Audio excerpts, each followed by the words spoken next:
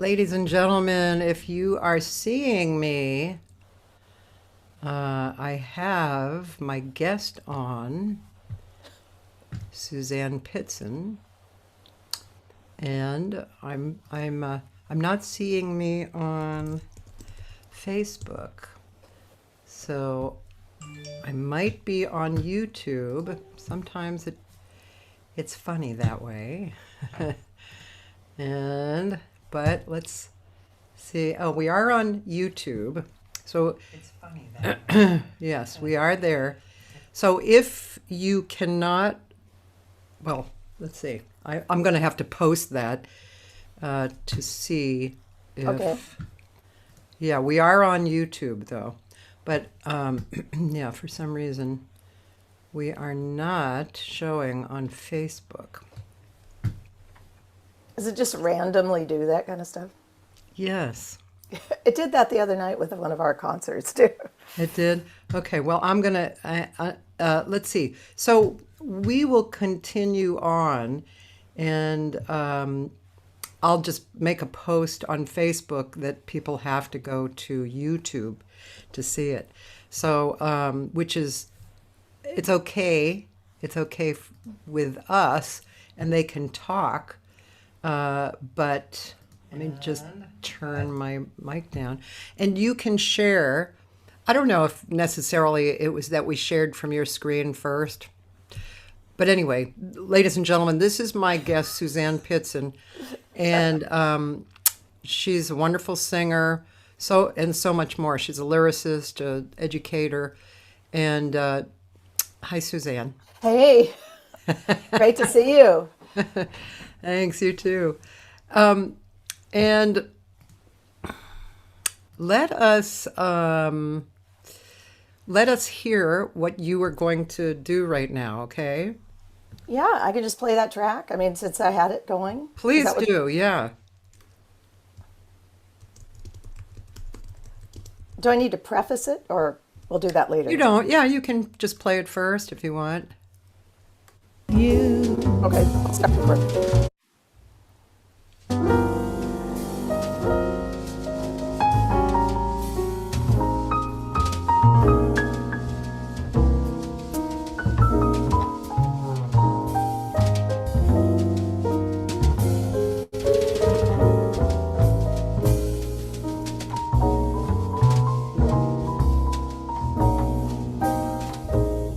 I was out promenading, and high hope was fading that dreams ever really came true. When up I jumped the springtime, I got a good look at you. All at once it was heady, a gaze long and steady made sounds of the patter grow dim. And up I jumped springtime, and love came on in.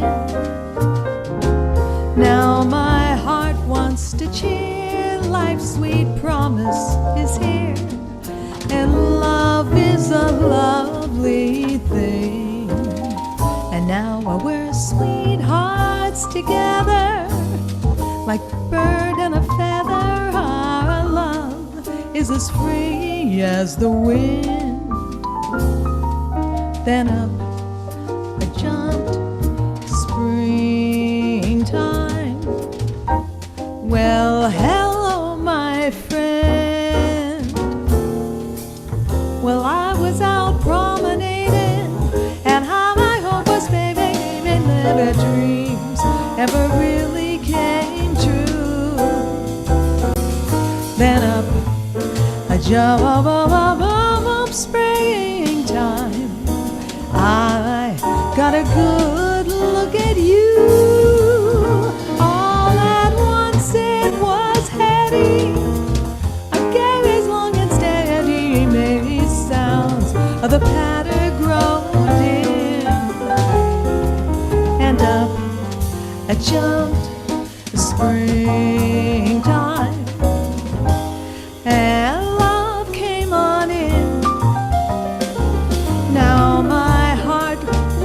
cheer life's sweet promise is here, and love is a lovely thing. Now we're sweethearts together, like bird and the feather. Our love is as free as the wind. Then up I jumped, springtime. So hello, my friend.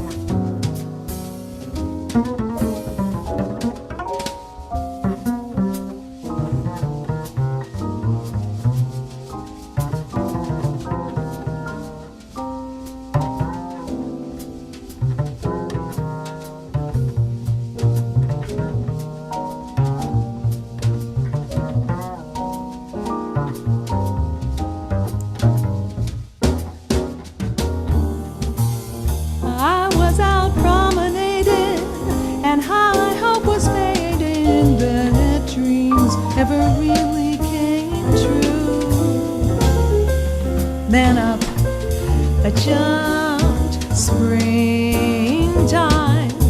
I got a good look at you. All at once it was heady, a gaze long and steady, myriad sounds of the patter grow dim. When up I jumped, springtime, and love came on in. Now my heart wants to cheer life's sweet promise is here, and love is a lovely thing. And now we're as sweethearts together, like bird and the feather. Our love is as free as the wind. Then up I jumped, springtime. Well, hello, my friend.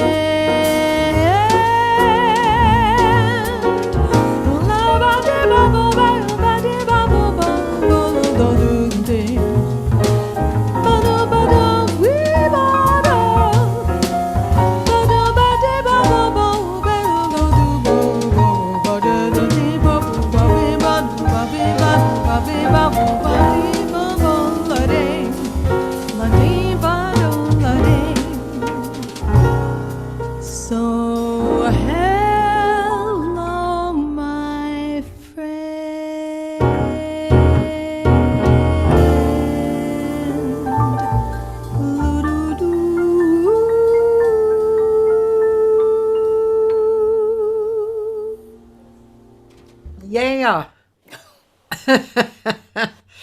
Cool.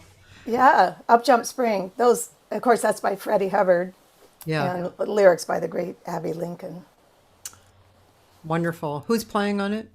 My husband Jeff Pittson, John Patitucci is on bass, and Willie Jones on the drums, and then also Steve Wilson is playing alto saxophone on the rest of the record, not that track, and Jeremy Pelt is on trumpet.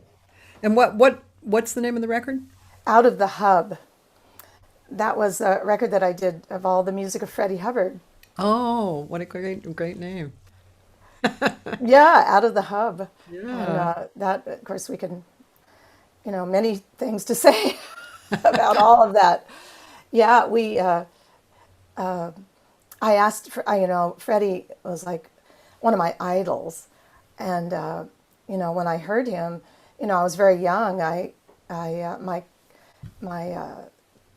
My aunt, who was Madge Wilson, who was a great pianist and organist and worked all around in Los Angeles for many years at the, hotels and whatnot. She did a lot of solo organ work, and then she worked on the Queen Mary for a long time. Anyway, Oh, really? she was a working musician from the time she was about What was her 10. name? I want to go look her up. Yeah, she passed away in '88, Yeah. but her name was Madge Wilson.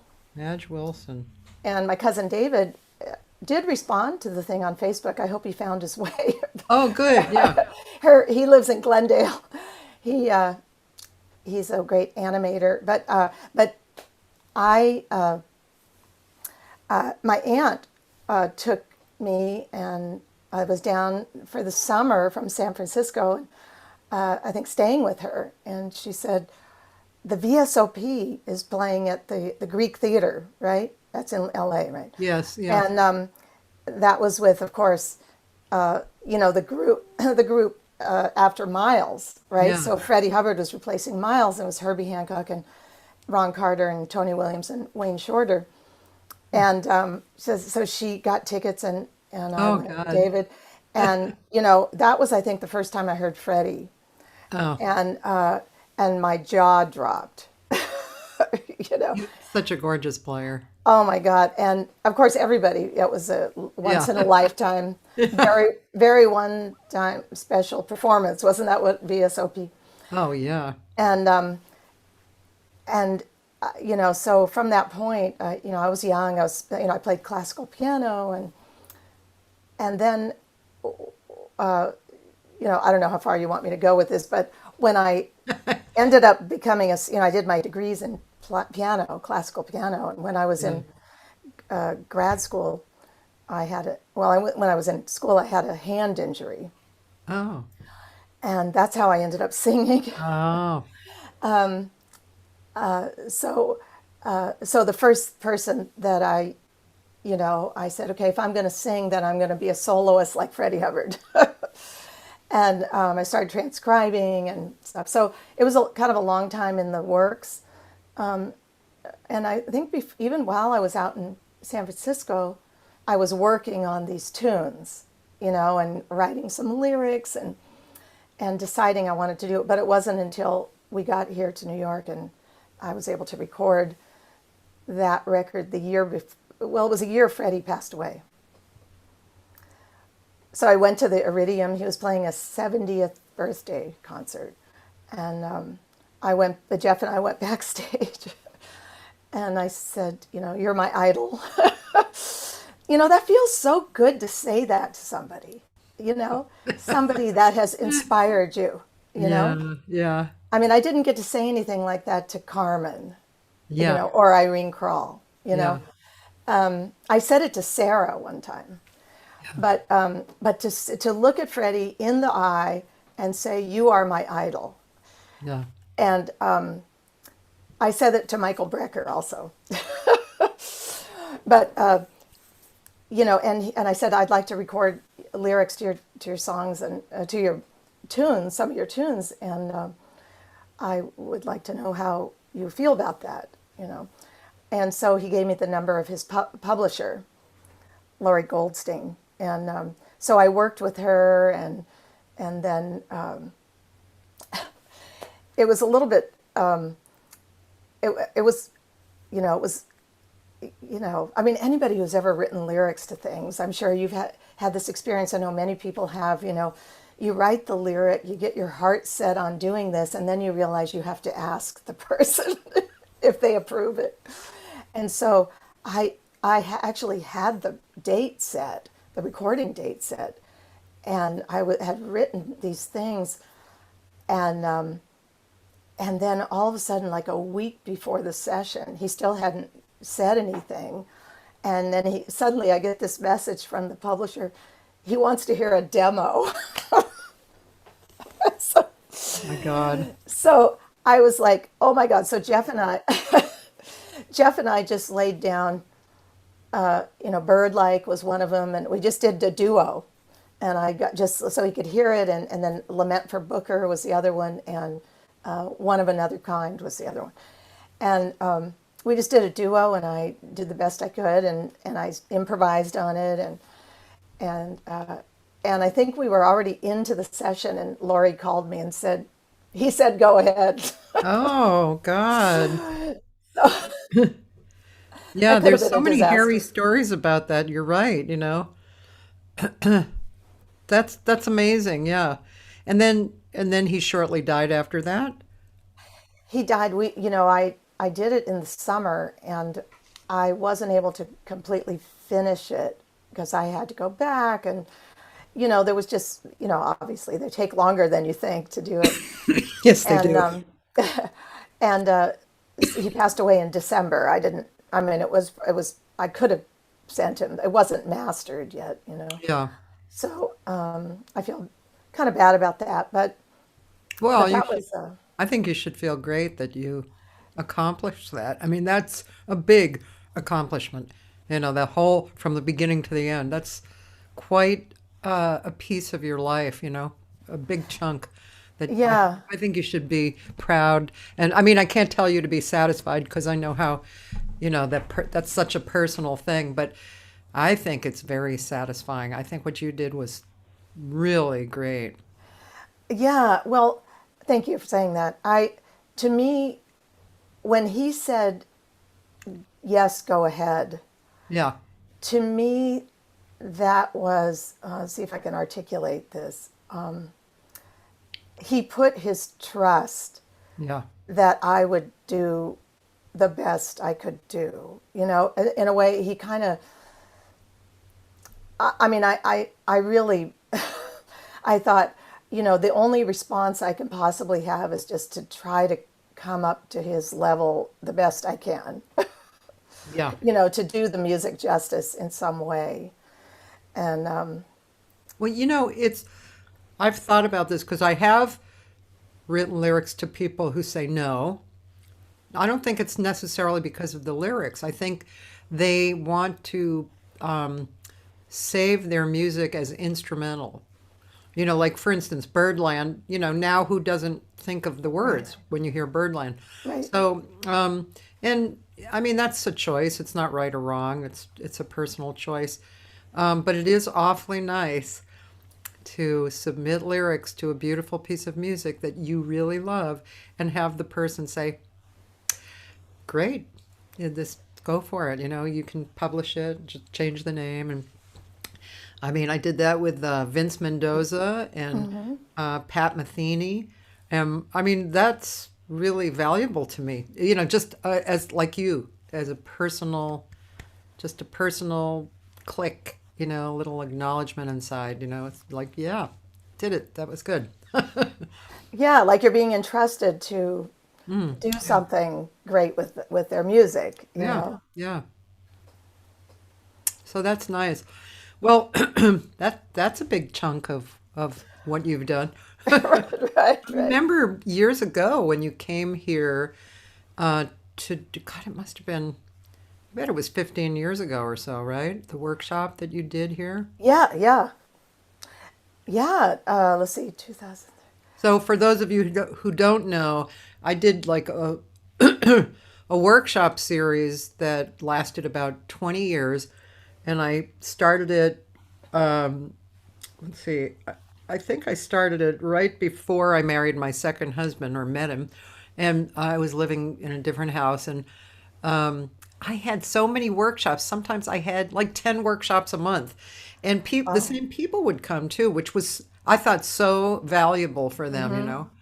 And and then when I moved into this house, I continued, and that's when you came. That was the. Did you come Granada once? Hills. Or yeah, and I just remember it was so good. It was what's it, Charlie Parker stuff? Yeah, well, Bevan and I came, right? Oh, okay. I didn't remember. Yeah, I was wondering if that was the time when I did, was it 2003? Does that make sense? yeah, that makes sense. We moved in 2005 to New York. So it might have been when went and I played at Lunaria. Remember that place? Yes. Oh boy, yeah, Yeah, I had a pretty good house too, and yeah, we did the Freddie Hubbard in its first incarnation. That was before, that was like 5 years before it actually happened. yeah. But yeah, so well, yeah, I still remember that workshop. It was really fun. Yeah, it was a crowd of people. John Pruitt was there. He Wow. came, and who's the singer? I can't think of her. She moved. I'll think of her name. Sunny Will. Oh no, we just talked about Sunny. You would remember that.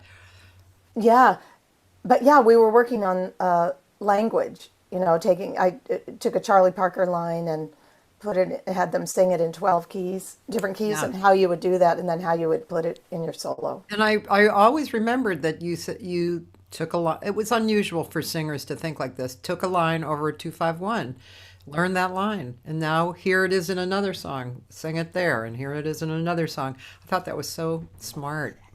Yeah.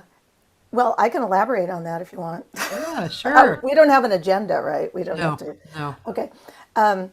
Yeah. Well, you know, after I had this hand injury playing Brahms, who was my favorite composer, and still is, but I over practiced.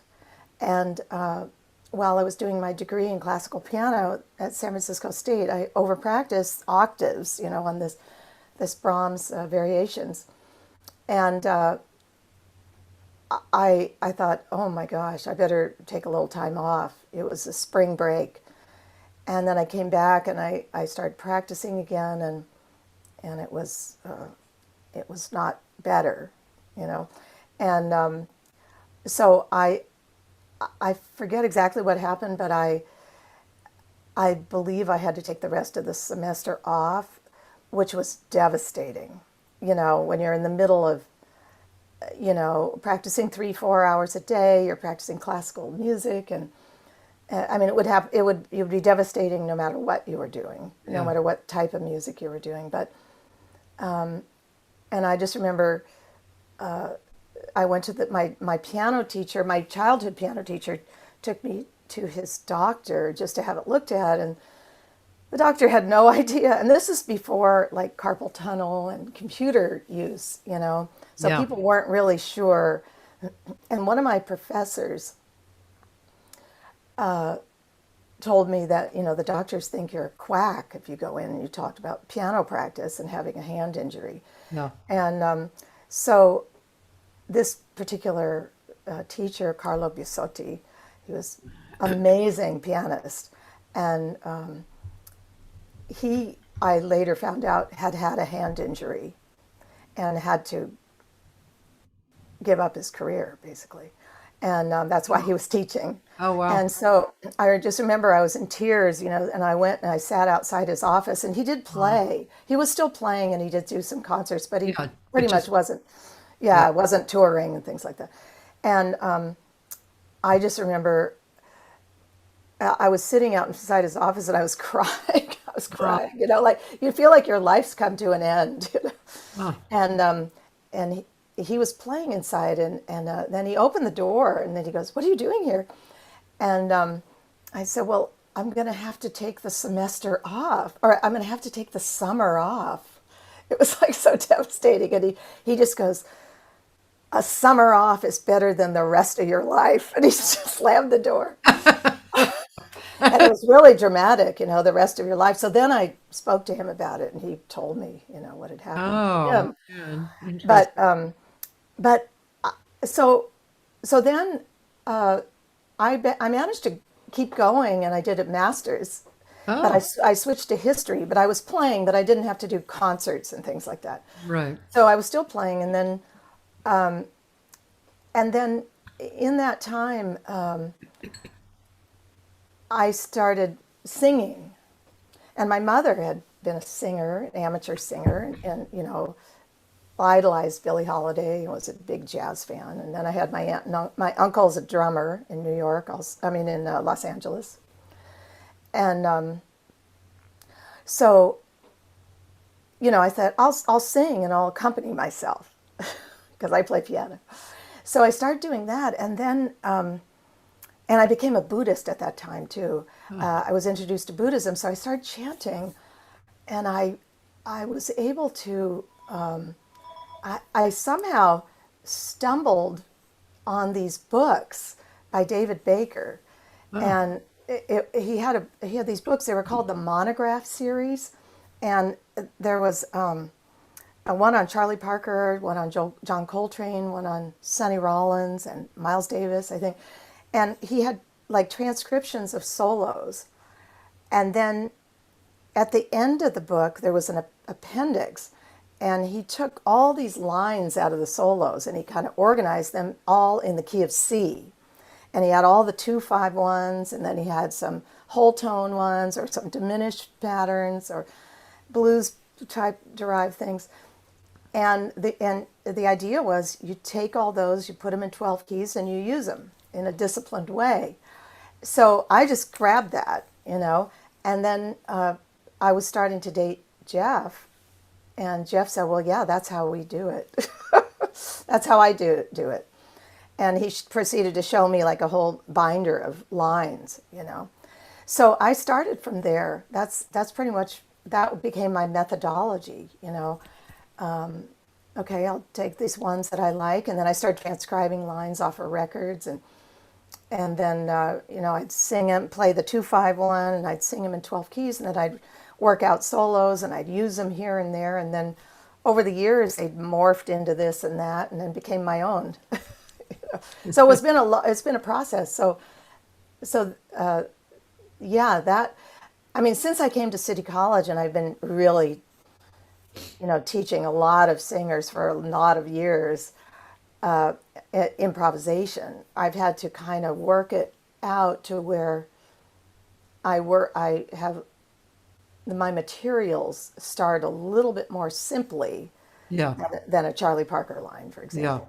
Yeah. But then as we learn how to connect the 2/5, then we move into embellishing it, and then here's this a Donald Byrd line, let's do this one, or Chet Baker, or whatever. Do you find that the students are interested?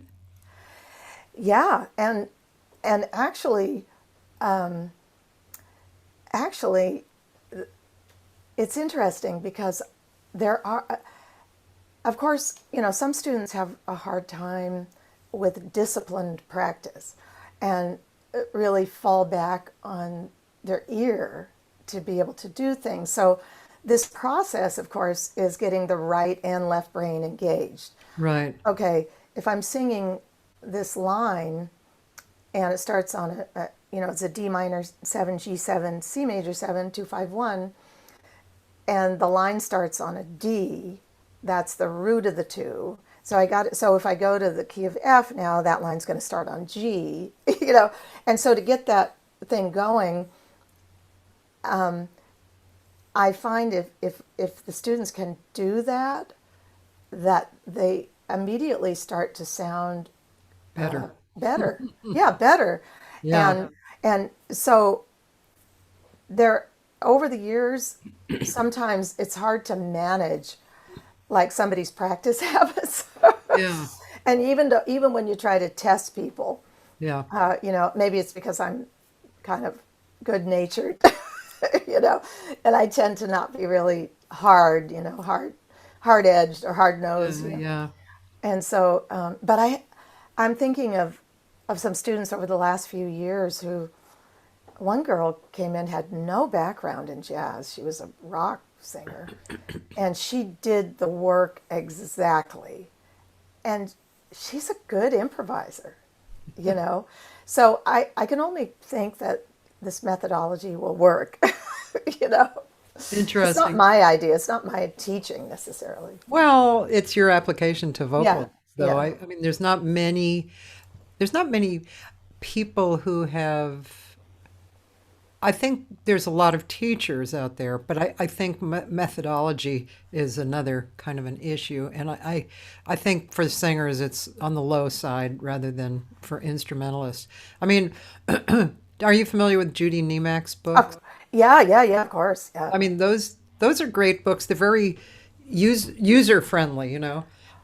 I admit I have not gotten into the blues book, but I have it out because I swear I'm going to practice Yes. with it and look through it. Because the other book I always recommend to my students. I think it's a really easy way for people to hear and experience, you know, the other notes of the scales, you know, for the chords that they're not really that familiar with, you know, because it is challenging as a teacher to introduce these these other the other tones, the other notes of the scale to it's not just singers, but singers because of the instrument. We don't have, we don't have a place to put our fingers, and Right. so we have to imagine and we have to hear in our head, you know, and so I think it's sometimes quite challenging. I have a few students now. One came in like a genius. He wasn't into jazz, but and he kind of self taught himself on piano. The guy has an amazing ear. He gets it, you know. And then I put him through, I put him through some stuff that he's not familiar with, and even though he hasn't done it before, and it's a little awkward, he gets it. He gets it immediately. But that is pretty rare, you know, to get a student who comes in who kind of makes you go, wow, cool. I mean, some people really have an issue with learning this stuff. You know what I do a lot? This is my break it down to simple step is I put my hands on any keys on the piano and I can tell them to do the same thing. Then I train them if they're not familiar with the chromatic scale, and I have them go very slow, like sing one note against a chord and love it, feel comfortable with that note and the tension that it creates or non-tension, and then move to the next note. And I think that's a really successful way of getting singers to be okay with that sound and to love it and to Yeah. absorb it and, possibly use it, Yeah, that sounds wonderful. Yeah, there's so many different. Well, first of all, it's a very deep art form, as we know. There's no end Yeah. point. It just keeps getting deeper and deeper, and so I guess I mean, some students. Well, let me just say this: that I think if we can give the singers, a love of it, first of all, like you said, Yeah. a love of the sound, a love of the exploration, and to really understand that this is you do have to be an autodidact. I mean, it's like I mean, musicians are all autodidacts, and Yeah. if they really want to admit it, because a teacher will present the materials, but then it's up to all of us to apply them, right? Yeah. Yeah. So it's hard to say that to the students because, of course, they're paying Yeah. they're paying for their education. And my son and I have talked about this too, that because education and jazz education especially has become such a big a big thing, that it can become like a commodity, like I'm paying for this, therefore this is what I need from you, and and of course we have to then shift that back around to I will give you the building blocks of this, and then it's up to you to master them. Yeah. It's a really Yeah, that aspect is extremely interesting.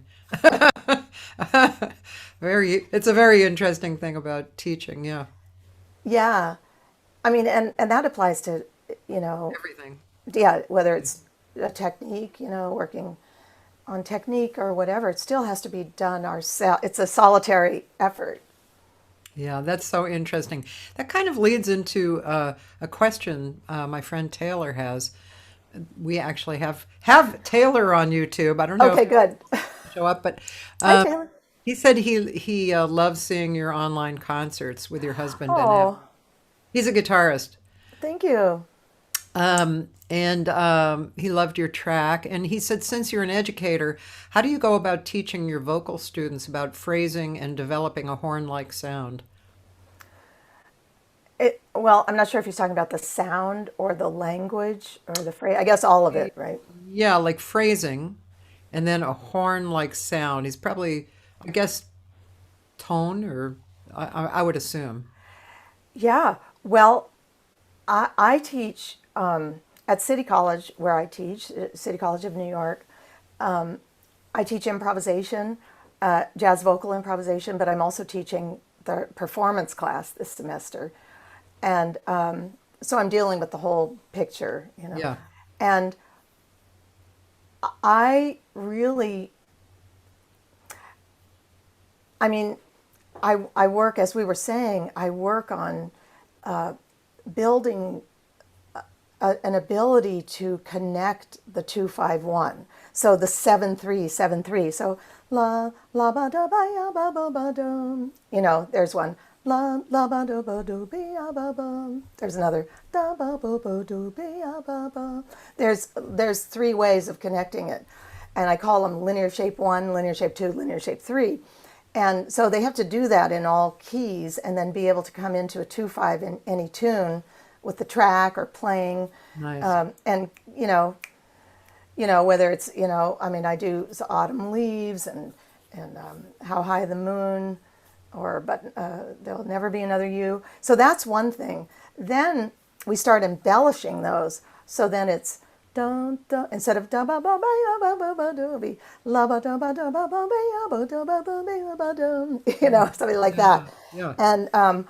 And so then they have to put that in there instead, and so right now in improv, at this moment, the improv 4 class is doing. Well, we just did Donna Lee. And so they had to actually put different lines. So we've had like lines like, there were a bunch of things. We just took stuff out of a Donald Byrd solo, out of a Hank Mobley solo, and we had all these things, and they could choose what they wanted to put where. But here's the caveat Yeah. to what we're saying is that they had to decide ahead of time what line is going where, because if it's just like, I hope it comes out, then we're defeating the purpose of getting that left brain to be able to say, I'm going to sing this D on this note at this moment, and so that becomes that, and they do really well. If It's great. the students don't resist and say, I didn't know what to do or something, or I didn't have time, or I didn't, I couldn't decide which lines. So Yeah. then I usually help, okay, here, put this one here, put this one here. And then we worked on connecting material. And so that builds up to, in the end, they ended up writing a whole solo because it was, so that's one thing. To answer that question, I think there are 2 parts to that. I think to learn phrasing, it's I think, first of all, it's really important to copy. I don't know if you copied, but I I did copied. when I was Yeah, younger. right at the Yeah. beginning, yeah. And copied, you know, can you feel what it's like to sing this rhythm in this spot behind this far behind the beat, you know, Yeah. and get the swing eighth, you know.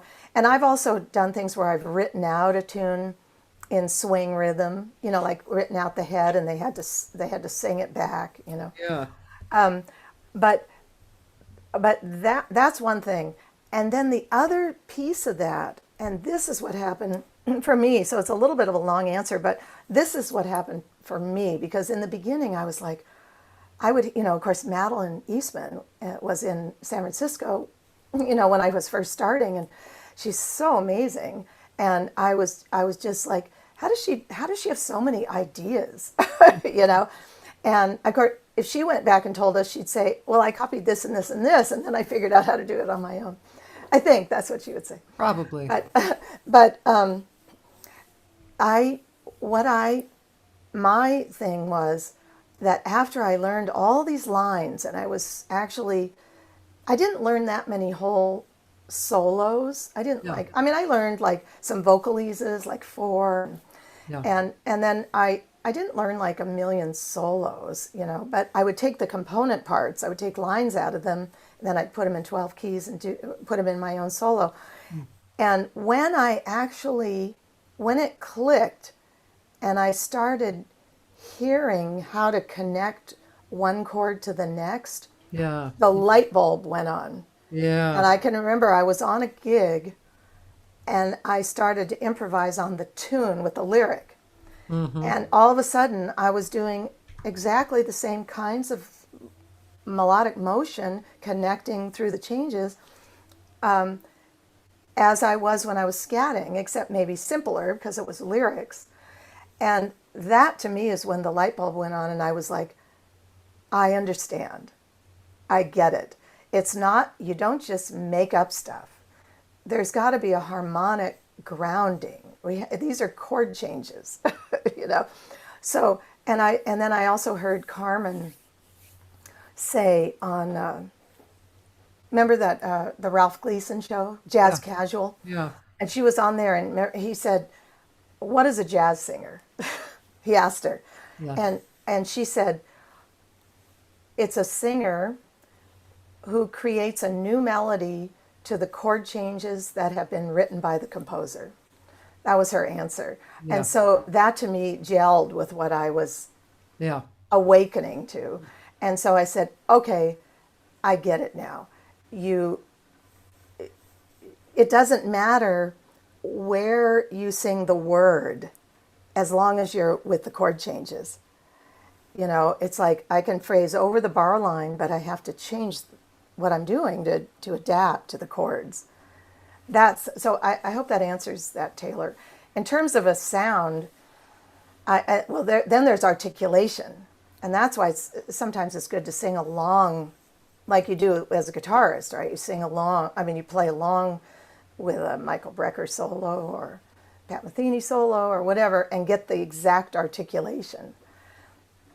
And that was something that also I had a light bulb moment, probably about 20 years after I started, all of a sudden it was like I was teaching at UC Berkeley, one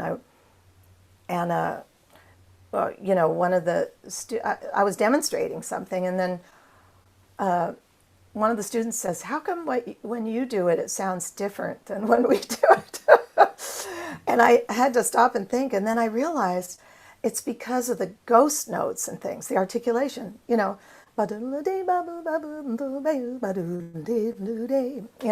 it's like you got to get the you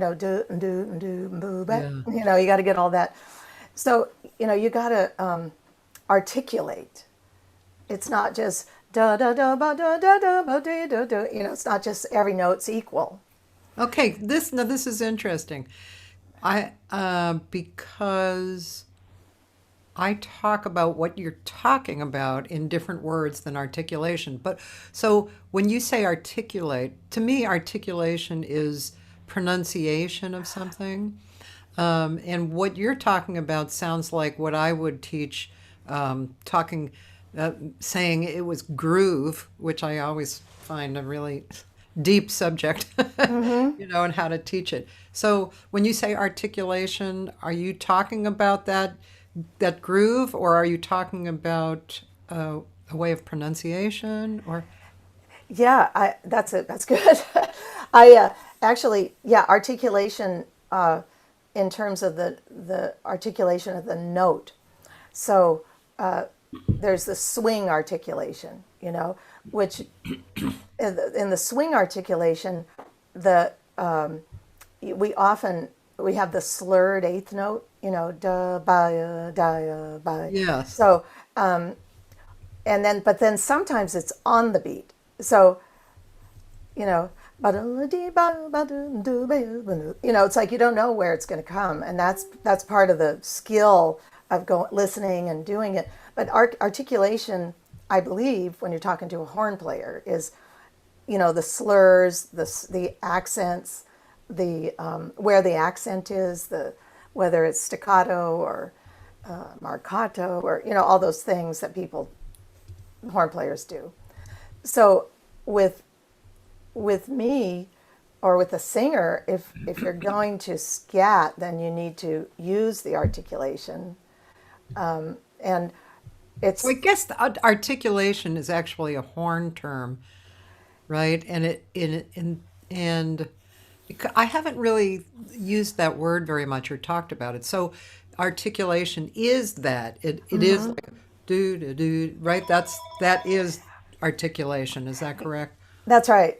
Yeah, because you wouldn't in a jazz line, you don't articulate the beat, the downbeat. You don't go da da da da da da da da da. Right. You're going to articulate the second eighth, da ba da da da. But it's not always like that. Yeah. It's sometimes da ba da da bo da. Yeah. It's you don't know where it's going to come, and that's why a lot of listening. You can't. That's a hard one to say, like, oh yes, if you just do this and this and this and this, you'll sound. It's got some part of the exploration. It's part of the thing you practice, but it's part of but you don't know how it's, and it just. So I realized that from singing lines and listening and maybe singing along, that had crept in without my knowledge. And because in the beginning, I remember when I first did my first demo, I was like, dubba dubba dubba dubba dubba, everything was a dubba dubba dubba dubba dubba dubba dubba dubba dubba, and I finally had to like figure out another way to do it.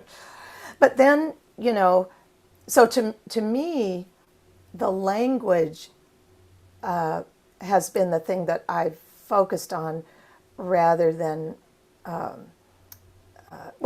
so the language, the notes, the note choices of how I'm going to get in and out of chord changes. And then, there's also the ghost notes, so, and so when you do that, on the, like Bob Stoloff in his book, he has those in there, right? Do do do do do do do do. So those things are really important to get so that you can articulate. Yeah.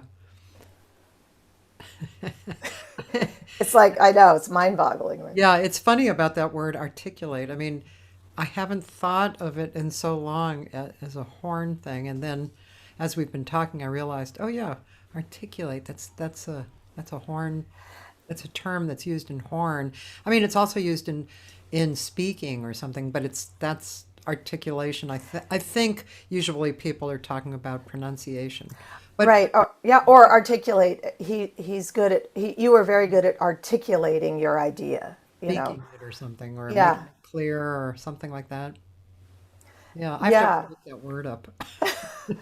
But with regards to the jazz line, it's important because you're playing with a jazz rhythm section. So, we have to all be on the same page, kind of.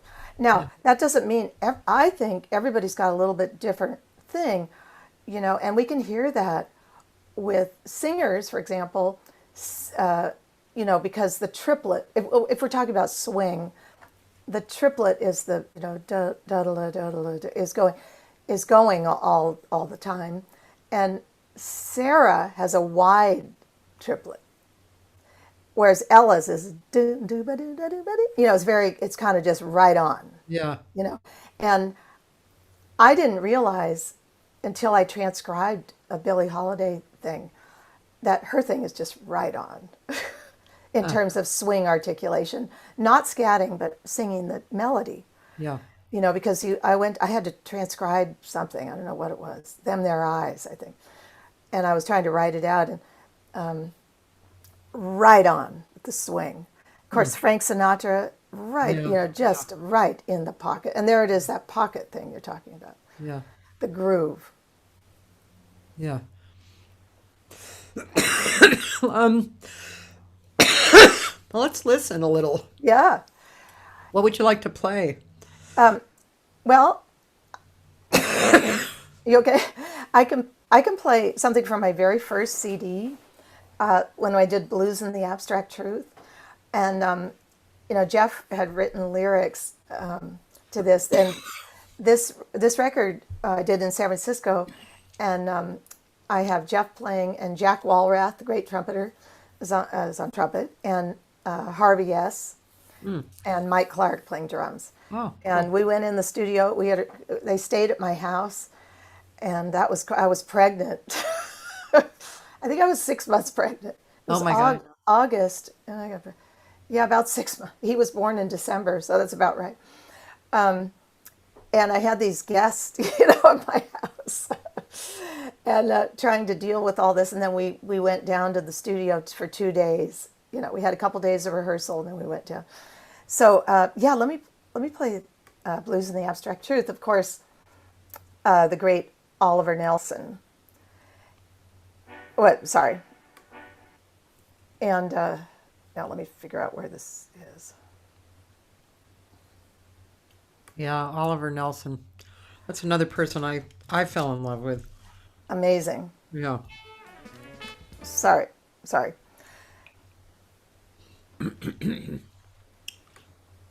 So you can still share Yeah, that. Yeah, the sound is better when we share the screen. absolutely. Yeah, I'm trying to make sure I get it up here. Okay. So this, Jeff wrote lyrics, and Audrey Nelson, his widow, gave me permission to do it. Oh. So we did 2 tunes on this recording. We did Butch and Butch, which is on the record Blues and the Abstract Truth. And then, of course, Blues and the Abstract Truth was on the record called More Blues and the Abstract Truth. Oh, okay. But Butch and Butch was great, so that Jeff wrote lyrics to. And then this he wrote lyrics to, so it's Blues and the Abstract Truth. So I just had to, it was one of those tunes, I just had to sing it down the best I could. It's like, it's really hard. But anyway, okay, so here we go. Listen to the truth, the only truth, the freedom of the soul that sets you free eternally and possibly in you and me and every man who takes a step he lives. It dies, but does it really die at all? It never really dies, but lives. The spirit of our faith and mind to travel on. To many summer rooms of endless life is what it is, no less and nothing more. The freedom of the soul that sets you free eternally and possibly in you and me and every man who loves truth finds it. Don't stop, find it, listen to the truth. Wow, yeah, man.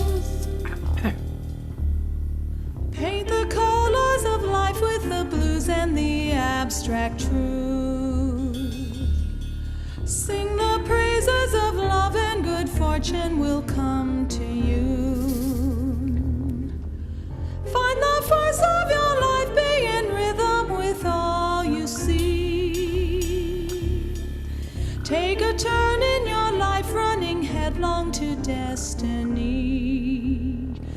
With the freedom you will always see all the colors you can really be, never doubting that the sound is living.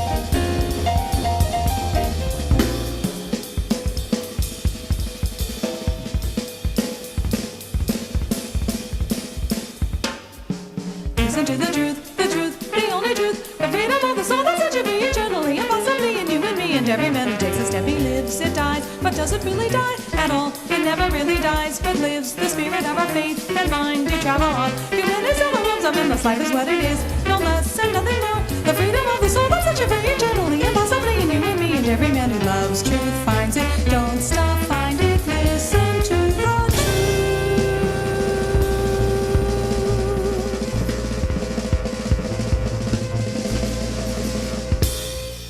Oh, oh man. No wonder you said, yeah. I just sang it. Yeah. There's not like not room to punch in, punch in or anything like if you make a mistake. Yeah, that was incredible. Really beautiful. And Thank you. yeah. I just realized that there was a piece of that Taylor question, if I could go back to that, just, of course, to get that conversational thing, right? We all try to help students get that conversational approach to singing a tune that is more like talking, Yes. right?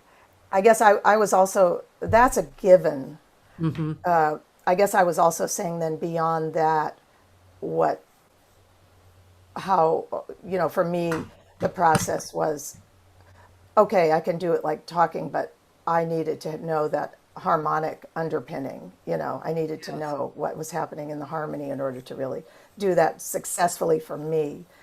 And, but definitely that, and that can be, that's not all that easy. I think that also has to come from listening, don't you think? Yeah. A lot of listening, As you were speaking, I was considering the different different student level that might come to you. I mean,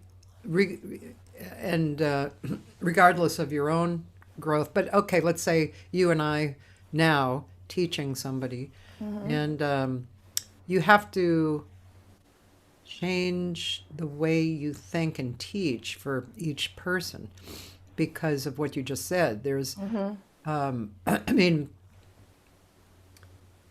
what you just said actually runs very deep. It was one sentence, but it actually has layers and layers of information underneath it.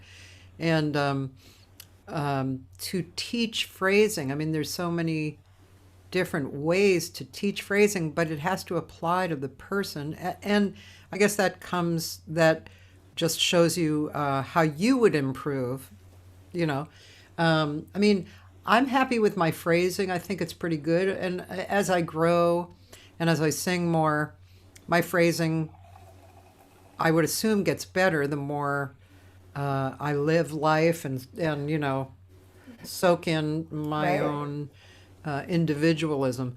But musically speaking, I mean, like this blues thing, I was on this hang the other day and they were mostly musicians and they're talking about the blues. And the question was directed to me, oh, so you probably teach blues scales and stuff. And I'm like, no, I actually don't, because that's just an area that I haven't dove into in my life. And not truly being an instrumentalist and studying instrumental methodology, I didn't study it, and I'm sure it's in there inside of me and it comes out, but it's not. If I really studied it and soaked it in, I'm sure something better would come out. So like you said before, it's like an endless study, endless, It's just if you look this way, you see that, but you didn't see this. So now, now you have to look over there, and right. But And then what you said about living life, Yeah. and no matter what we're singing about, to have that feeling that you are the character, Yeah. that you are, who is speaking. And I always think, like right now we're talking freely, and things are coming to mind and we're interacting. And in a way then, that we go to learn a tune, and the tune now we memorize the lyric or we're reading the lyric. So there's that tendency then to stop the process of improvising, or like right now, I don't know what I'm going to say, but Yeah. I'm trying to make a point here. So, you know, so to actually take a tune, any tune we're doing, and make it sound as if it's coming out for the first time Yeah. as improvised. I'm saying something as if I'm having a dialogue or having, Yeah. saying. Yeah. Um,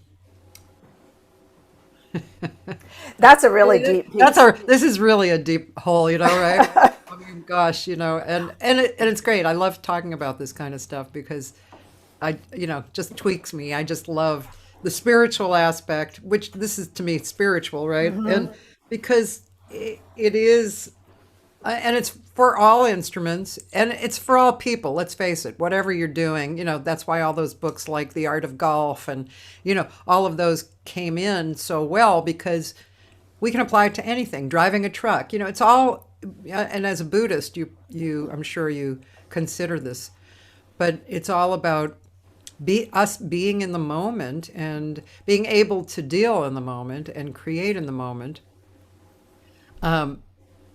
This was a discussion that I had with my husband for a long time because when I met him about 20 years ago or so, and he was working as a lighting board operator on The Tonight Show. So every single day he had to create a lighting look with the music. Now, to me, that was an artist thing, but Yes. he never thought about being an artist. He never considered himself an artist. He loved doing it and he did it and he's artistic in other ways, but he never thought of himself as artistic in any way. So kind of bringing him into this other point of view, especially the improvisational and being in the moment point of view, even though he had experienced it every day, he didn't, there was an outlook on that he didn't have, and it actually was threatening at first when we would talk about it. Wow. And I think because he didn't know about it and he was, who knows, underneath maybe he was fearful or embarrassed or whatever he was. But once he got into the acceptance of it and of course, the beautiful flow of what it is, and that people, especially my friends, who just accepted what it was, yeah, you don't know what's happening, yeah, you got to make something out of nothing, and yeah, I think that it was an interesting thing to observe him going through that and coming to the point where he was more accepting of things that would change all of a sudden, during the day, and so improvisation is such a important thing for all people to have, no matter what you're doing or how you think. Yeah, but he had craft, right? So he used Yeah. his craft and his skill to be able to do that every day. Yeah, yeah. But it affected him in his regular life too. That same fear and this, of course, every day for every person, we're always having to improvise, right? Improvise, yeah. Moment. Wayne Shorter said a really profound thing when he talked about a jazz musician becomes vulnerable in front of the audience, allows themselves to be vulnerable in front of an audience and then finds a way to land on their feet. And he said that's the skill of that is what he learned to bring from jazz. He learned to bring that to his daily life. That, I can become, it's okay to go through this. It's okay to have these, these sufferings or these fears and, whatever it is, that tendencies. But I can find a way, to transform it into something positive. And so he said, when he said that, I thought, wow, that's really profound. That's what we do, because, we go out there, we don't know how it's going to come out. We don't know how it's going to come out. It's like it could, and sometimes it's good and sometimes it's not. and so, but somehow we can start going down the wrong path, and without anybody knowing it, we make another move that gets us back to another place, and then we end. It's really fantastic, isn't it? Isn't that a great way of looking at it? Just like we can show people, we can demonstrate for people how to be victorious. Yeah. I mean, that just gets into the deepest part of me. Yeah. just I think I agree. The word fantastic. I mean, it's beyond, it's just, yeah, it covers so much. And to think that there are people on the planet who don't get it, in positions of power, who take away support for the arts. It's mind blowing. They don't get it. Mm-hmm. I mean, it's mind blowing. They must be from another planet, and not to see the benefit for mankind, or maybe they just don't care, or they don't see. It's kind of one or the other for me. It's like I don't get it, but yeah, I think that's where, of course, that's where our responsibility lies too. As artists, we are responsible for getting up and being vulnerable, and also reflecting what the environment and the community is feeling, and that's what we put out as well. And then our skill is in adapting in the moment. And I think that also touches on me feeling grateful to the audience for being there to observe. Right. Yeah, they're part of it. Yeah. Yeah, to observe that and then to give back, to really. I know in Tina Turner's autobiography, have you read that yet? No, I haven't. She's also a Buddhist. So, oh yeah, right. Yeah, so I mean, that's how by chanting Nam Myoho Renge Kyo, she was able to leave her marriage and move forward. And one of her goals was to play in sell out a stadium. That was and she actually accomplished that. And but she one thing she was able to seek guidance from the SGI, which is this lay Buddhist organization worldwide.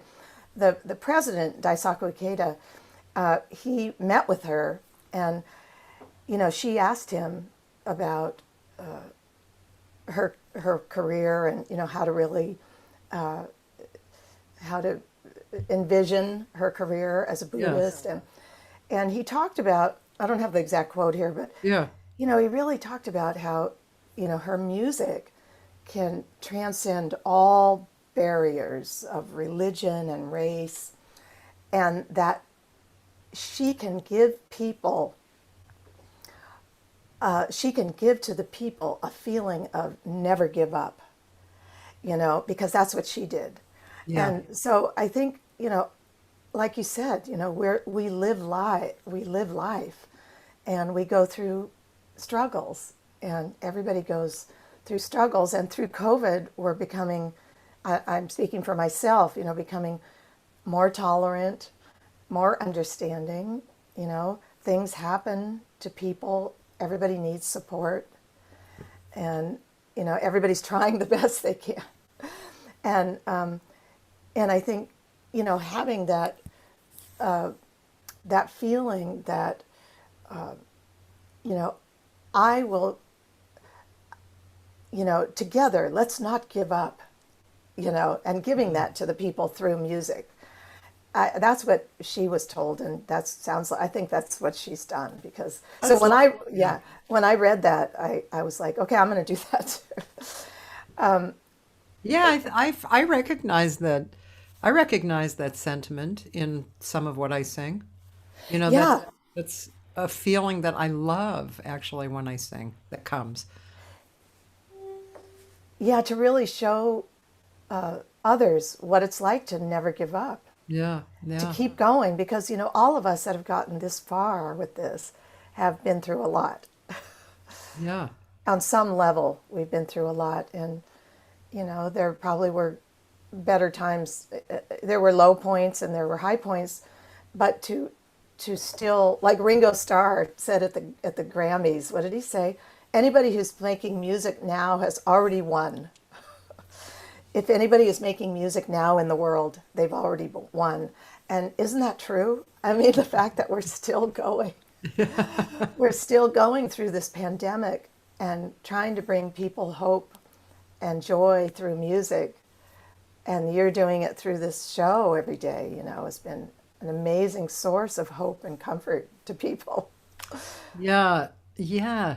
And I also I've said this before, but through all the artists putting their work up online, and the just by the sheer necessity of people being online and seeing, looking around, and seeing art and seeing music and shows like this and everything, I think that I think that it's become probably at least 50% more real to people, to the general world, how important music and art is. And I feel like that. Now, of course, that could just be my glass half full kind of point of view, which I have noticed before in my life, Like, I think, for instance, some political person, oh, everybody knows about that, and then it doesn't work like that, just various things. But I just think that's true. I think that people have become a lot more aware of how important and wonderful the arts is, especially music. Yeah, and people are home more. People have been home more, so they've been tuning in, Yeah, to things, and not, hey, you know, while I'm waiting for dinner, I'm going to tune into this yeah, show, yeah, yeah, and instead of going out, and maybe they would never have come to the club, yeah, yeah. or maybe they never would have tuned into somebody's, come to somebody's gig, You know what but I've been listening to over the last year is Alan Alda's show. Do you know about that? The I pod. don't. It's so cool. It's called Clear and Vivid, and he speaks to mostly scientists or people who are somehow related to science. But his organization trains scientists on how to speak clearly, so that the layman can understand what they're saying, and it's a wonderful show. It's really, really cool show. He's talked to so many. I've just learned so much, and learned about people and learned about what's going on in the world that I have no idea of otherwise. It's a great show. Clear and Vivid. I highly recommend it. Wow, I will look into it. I love him. Yeah, yeah, I know. Who doesn't love Alan Alda, right? Taylor had some more. He said jazz education has been changing so much over the years. Taylor's a very good question person. Okay, good. Is there anything you think should be emphasized more or less in jazz education now? Taylor, sometime I'm going to have to query you on why you always ask that question. Because I know, I mean, he's in school, in Where does he college. go to school? He goes to North Texas State, but he's on. Oh, Yeah, okay. he's a very actually I have not heard him play guitar, but I just know that he's a good player. But a very smart person, very deep, and always asks very good questions. But this question always comes up, and so I'm interested why he is focused on that. So, anything you think should be emphasized more or less in jazz education now? Yeah, very good question. Of course, we're currently proposing to redo our curriculum at City College. Oh, yeah. The curriculum has been the same for a really long time. And then when I came in 2005, we created a new vocal track. And at the time, it was called a Bachelor of Fine Arts. You know, when it was created in the 70s, this jazz program, and that's a whole other story. You know, Sheila Jordan started teaching there in 1978, I believe. And Ed Summerlin started this program, and he got Sheila to come up and do a concert and at City College, which is in Harlem. And then afterwards, the two vocal teachers ran over to her and said, "We want you to teach a jazz vocal workshop of some kind." And she goes, I can't, this is all in her book, you know, I couldn't teach. I don't know how to teach, you know. And I think John Lewis was even there. He was teaching there. And he said to her, "Teach what you know, teach what you do." And so she did. And that was what started off her career of teaching. But when I got there, she retired. So she taught one semester, I think, of that class, and then she decided not to come up to City College anymore. But she's come many times to do a workshop, a master class. She's come, and she always, I feel like I'm responsible to carry it on because of her having been there. And but anyway, back to this question. But so I started, you know, we created a new vocal track that was separate, a little bit separate. There was a vocal improv, vocal rep, and about jazz vocal ensemble. None of those things had been there. So then we revised that in 2012, and now we're getting ready to redesign the entire jazz curriculum. And I'm the associate director of the jazz program. Steve Wilson is actually the director, and so he and I are the directors. And so along with our colleagues, Mike Oliver and Ray Gallen, we came up with a really what we think is a conservatory type program, but it's in a liberal arts college. And I believe North Texas has the same thing, where there's a liberal arts classes. There's a certain amount of 30 credits or something of gen eds that you have to take. So it's always been problematic at City College, you know, how we're going to give people the training they need when they have to take over 30 credits of gen eds. Yeah. You know? Because most conservatory programs, you just have 120 music, you know. Yeah. So, and I also teach in the grad program. Well, this is kind of a long answer. Sorry, Taylor. I have long. Okay. There's a lot to say. Well, that's When I was in 2016 and 17, I was the chair of the music department. Oh my God, it was like I never asked to be the chair. It was like the chair, who was the chair, currently the chair, he decided to go on sabbatical, and he had only done 2 years of his term as the chair. And so he asked all of us, "Who wants to take my place for this year?" And I was at the bottom of the list because he said, "You have too much to do. You're dealing with the vocalists, and you know you got all this stuff. So we'll put you at the bottom." And without my knowing, I was suddenly at the top because nobody wanted to do it. And all of a sudden, I get this call. "It looks like you're going to have to do it." So, so I became the chair, the music department. So that was sonic arts, jazz, classical, and the regular BA program. holy moly. Yeah, no. So it was like, oh God, and yet I was really focused on the jazz program at the same time. We had, anyway, it's a long story, but when I was chair, I decided to take advantage of my connections at the time to change the BFA to a Bachelor of Music. And also that master's had been an MA for years. And anybody who's ever done a master's degree knows that an MA is filled with all kinds of research and, thesis and all that. So we changed the BFA to a BM and the MA to an MM.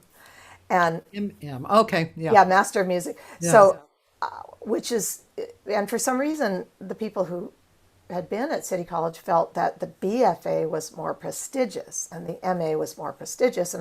So I had to go one by one with the faculty. Oh And, God, and I can see how that would be yeah, too, having I had taught to, in universities. yes, I had to go one by one with the faculty.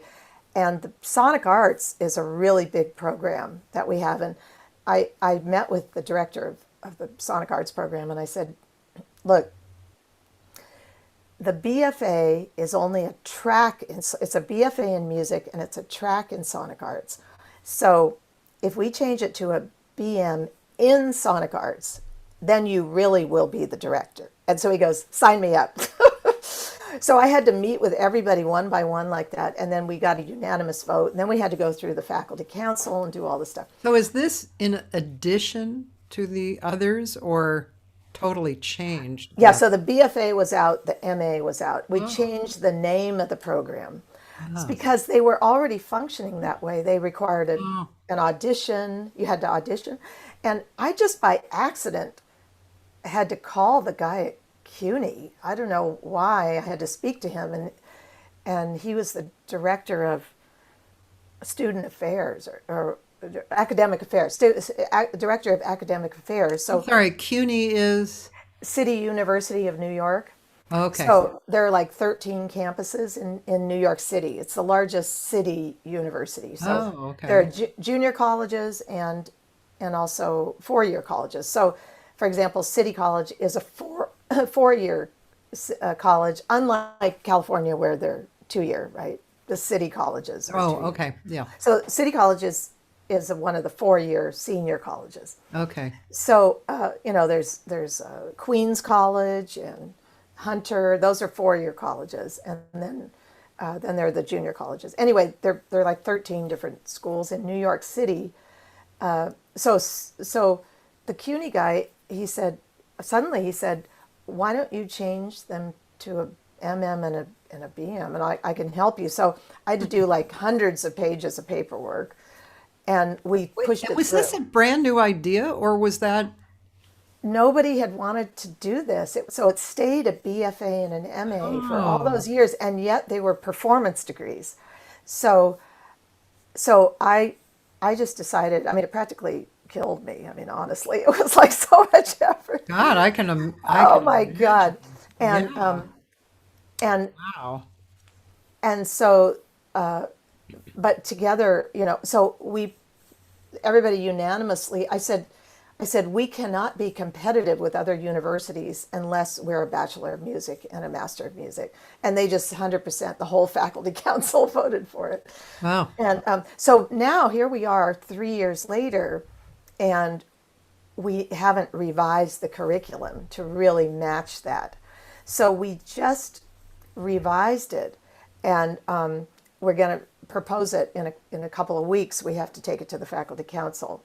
And so I think, of course, the most important in a performance degree, the most important thing is performance.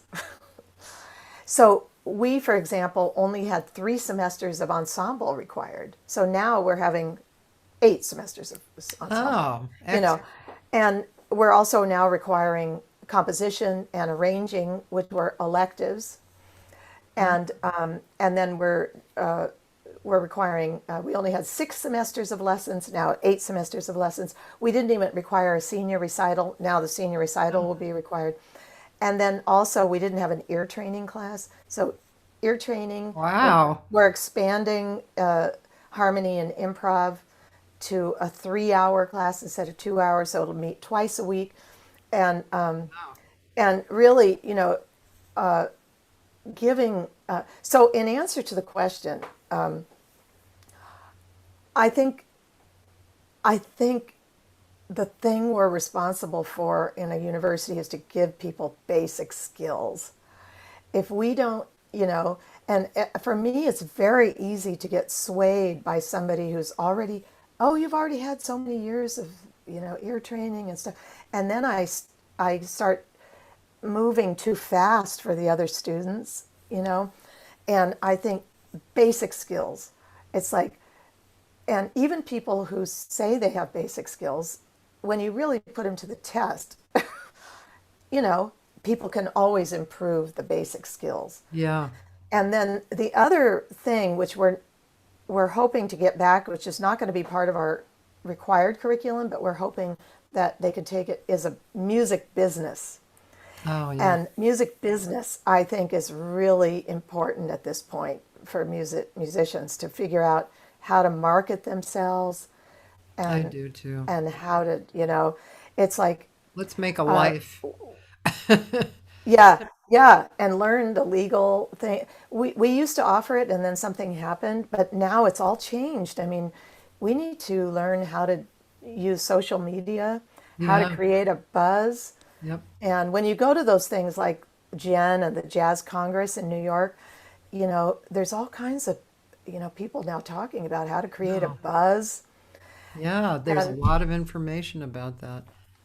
I just feel like the students have to become savvy Yeah. and realize that, I mean, I mean, when I did my first record, which is now a long time ago, I remember Buster Williams, who wrote my liner notes, and I just remember talking to him, and he said, "The days of being discovered are over, and you need to take this, and you need to take responsibility for it." Yeah. And and then and do all, and he said, do what you need to do to promote your career, and then when you are able to turn it over to somebody, you will know if they're doing their job or not. That's what he told me. So true. The other thing too, which I know Taylor knows a lot about, but the thing that really impressed me when I found out was that Berkeley created the Effortless Mastery Institute Oh, 5 years ago, 6 years ago, and put Kenny Werner in charge of it. I mean, to me, that is like, think of the countless teachers who taught that I know. each individual student, and it's such an important part of life and music and creation, and to think that they're training people to go out and deliver that, it's just fantastic, I think.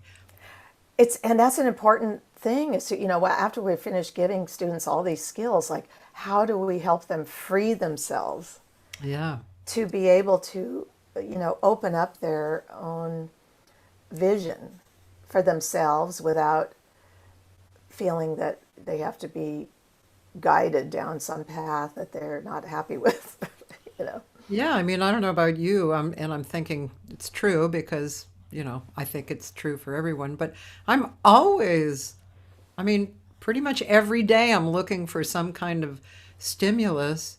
Usually it's through reading or watching Eckhart Tolle or somebody like that for some little line that pops out at me and that makes something inside of me either release or think whatever. And then in my performance, I mean, like I just performed Saturday night, and God, it it basically took me 3 songs to feel like I was a singer, and and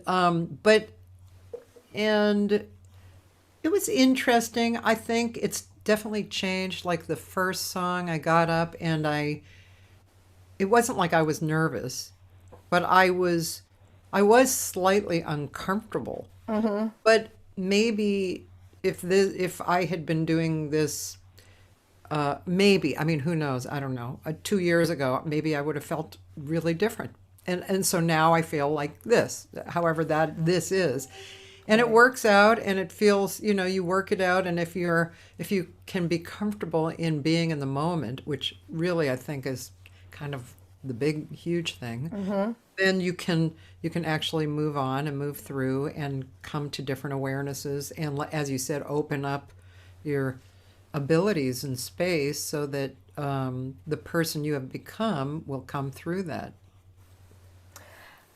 Yeah, well, that's why I chant every day, because I know, I have the tendency to become very self-conscious.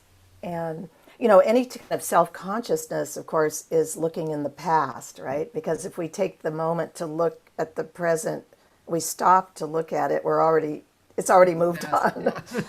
So I just, I chant every day to really open up my Buddhahood, my unlimited potential. And not meaning that to do things better than others, but to open up that infinite wisdom to enjoy, and I think that for me, that sense of purpose, and it's like you were saying, to have that sense of purpose, to go out there, put yourself out there in whatever state, and then transcend that and give people joy. And that kind of thing, of course, can be theoretical. Oh Yeah. yes, oh yes, oh yes, I know music is supposed to bring joy, And then the moment your voice cracks, or somebody starts heckling you, or nobody's paying attention, or whatever it is, or you can't hear, Yeah. you start pushing, or The drummer's start bad, or drummer's bad, or you're thinking about the fact that somebody's videotaping, and now that's like a big source of like panic, gosh, yeah, yeah, And so to not be swayed, and just that to me is to have that sense of purpose, and then not be swayed, I think is really, that's like so hard, right? yeah. The focus and commitment. Actually, that brings to mind Sheila. And do you know Paul Jost? Yeah, yeah, it's So, I great. mean, both of them played at this home concert here, beautiful venue, and both of them created audience stunning. Like with Sheila, everyone was crying at the last song, and with Paul, I looked around the room and people were stunned.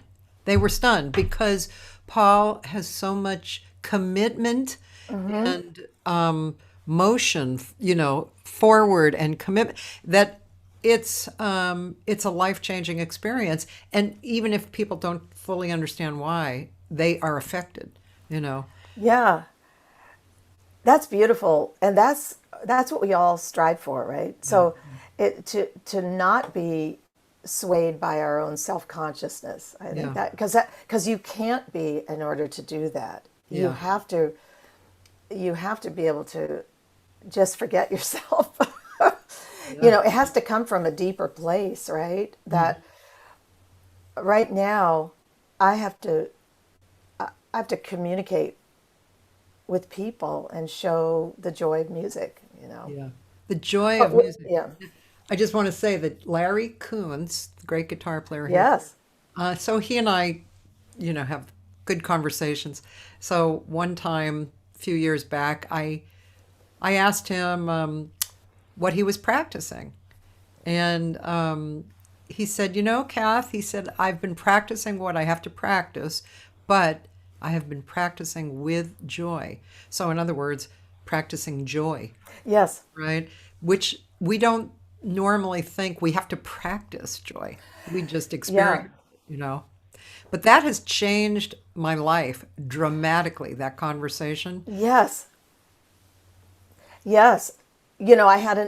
I also had an experience recently. That's interesting that you should say that, where I did get very self-conscious, and it affected me. And so the next performance, when Jeff and I played, a week and a half ago in our house, I said, I can't do that. I can't. it doesn't matter who's there, who's listening, who's doing what. All I can give, all I have is whatever I have to offer, you know. And I really, in my chanting, I really chanted to exactly what you said, to really manifest joy, and to really, and actually, it was more specific than that, to really enjoy the performance, to really Yeah. enjoy the performance, Yeah. and no matter what, you know. And I believe that, you know, it's only taken me how many years, I know. and I really felt like that enables us to transcend all the other stuff. It's just like, it's so, yeah, Larry, you know, that is a really important thing. Of course, as a jazz musician, you still have to have part of your brain engaged, Yeah. you You got know. to do the work no matter what. Yeah, you got to be aware. You got to be here. You got to be what was oh yeah, I had a few little things that showed up at a workshop. So one was these are 5 line things. Uh, Show up, observe, be honest, don't plan the outcome. Can you repeat those again? Yes. So in order, of course, show up, observe, be honest, don't plan the outcome. And then the other Yeah. one was trust, freedom, observation, decision, and movement or action, and that which happens right all the time. So those 2 things were really interesting for people to consider. You know, it's like, oh, okay, that I mean, it describes so beautifully what happens, that little moment that happens that we have to be committed to do over and over and over again. Right. Because any self consciousness or distraction, we, we stop hearing, you know, we stop thinking. All those things can happen that will negatively impact the performance, you know. And I think to be free of that, and they have the intent to be to feel joy and to give Yeah. joy, Yeah. and to, which doesn't, it doesn't, I don't think that means, and now I'm happy, you know. Like now I'm, No, you know, no, it's joyful. not like a It's, happy thing. It's yeah, joy. That's something it's else. I agree with it's you. to enjoy, right? To Yes, yes. enjoy, because Uh-huh. we do this, we love this, right? We've Yes. worked hard on this, so we love this. And so to feel, to really enjoy the moment and every moment, and you know, it's like a great, I mean, that's why we play, really, for those moments, for that Yeah, moment yeah, like that. yeah. Um, Also, Roland had said the wrong note syndrome of Miles. Hope you understand my interpretation of this idea. His position being that there is just not such a thing as a wrong note. It's just a different path you take. And sorry, I spoke a little bit out of order of that, but it's kind of it all interweaves, doesn't it? Um, The about wrong note syndrome. yeah, yeah. It's like there is no Yeah, wrong note. If you're in the moment, it's just a note. And what do you it's, do with it? yeah. What do you do with it, and what does the band do with it? You Yeah, know, I like, heard that last night. I actually went out every other Sunday. There's, like the top musicians in the city are playing at this little place right now. oh, And I heard I heard one of those lines, like a note or something that the guitar player played, and he it was really attention. It was if he had stopped and whatever considered about it, and it might have sounded bad, but he took it and he made it into something. He repeated it, made it a motif. You know, just it was great. exactly. I mean, that's part of that improvisation that you're talking about, that you Yeah, and your husband have been talking about. You know, to, okay, this is where I am, and now we have to go somewhere else with this. You yeah, know, and to have this presence of mind to be able to create something beautiful out of this. And that's what Miles taught Herbie, and that's what he taught everybody that played with him, I think, to Yeah. that there are no wrong notes. Now, that can be taken out in the wrong way. Yes, of To course. say, I don't need to practice, or, Yeah. and, because we don't want to get into a thing of, you don't have to practice improvisation. You Yeah, don't have right, to right. practice because we know that. Then Duke Ellington on the other side said, whether it's conceived of a second before or 2 weeks before, it's planned. It's Yeah. got to be planned. Yeah. And so, you know, yeah. So I think so. Yeah. Was that a question or was that just a statement I from think it was just, Roland? I think it was just a statement. Last night these musicians, guitar, piano, bass, and drums, and actually Mark Ferber was on drums. Oh, Mark. he's out there. Yeah. Yeah, He yeah, and teaches for us sometimes. yeah. He said he's going back to New York next week for a few He's weeks. got one of our students right now. Yeah. Yeah, he's magnificent. Mm-hmm. And Carrie Frank, who plays B3 really fantastically, and last night he was on a keyboard, and Brad Rabuchin, guitar player, and a bass player who's kind of a younger man, but he got his doctorate, and he's used by a lot of the top players. Ahmet Turkmenoglu on bass, and a wonderful player. But the playing was so basically what we're talking about. It was forward moving. Everybody, this is another aspect I love about jazz, especially more modern jazz, that everybody is tied into the same core, but they're all doing their own individual things. And that to me is part of the joy of the music. And I just sat there listening to everything that was going on, and you would listen, and all of a sudden you'd hear the bass, and then the piano, and they were just so, and there's just all such great players too, and obviously trusting each other. Actually, Carrie, the pianist, and Mark hadn't even met before that night, really, I love it. and it was fantastic. It was just very wonderful. But yeah, the joy. Hey, before it gets almost too late, I want to hear something else. Could you play something else? Yeah. I was thinking, do you want me to play like something from one of our live, like a video? Sure. Yeah. I mean, it's never easy to watch. And all of a sudden, I don't know if I did this before, but, I never used to videotape myself. So all of a sudden, I'm just like moving around, moving around so much. So I have to start sort of curbing my stuff. But this happens to be one track this was from one of the concerts, I think in September, maybe Yeah. last September. This is and my husband, of course, it's great that we live in the house together, and my son is here, and so for a while Jeff and I were just playing tunes, and I spent last summer. I said, all these tunes that I know, but I've never actually done. Yeah.